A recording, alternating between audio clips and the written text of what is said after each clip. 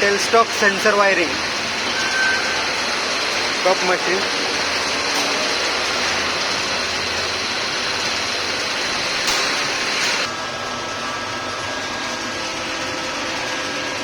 हे 14 number.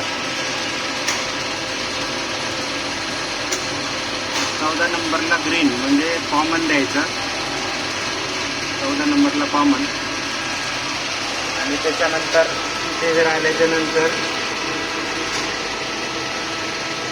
Black grey तर grey असेल, रेडच्या जागी ग्रे असेल म्हणजे 9 नंबर, 10 नंबर, 11 नंबर आणि 12 नंबर. एका सेन्सरला ब्लॅक द्यायचं, इथं ग्रे असेल ग्रे द्यायचं. त्याच्यानंतर 9 नंबरला ब्लॅक आहे, 10 नंबरला ग्रे आहे, परत 11 नंबरला ब्लॅक आहे आणि 12 नंबरला ग्रे आहे. सेन्सर वायरिंग आहे. आणि ही ग्रीन कलरची, हिरव्या कलरची जी आहे कॉमन करून टाकायची तिकडे सेन्सरची. ग्रीन कलरची जी आहे कॉमन करायची दोन्हीमध्ये. त्या सब सेन्सरची वायरिंग आहे इथून 9, 10, 11, 12.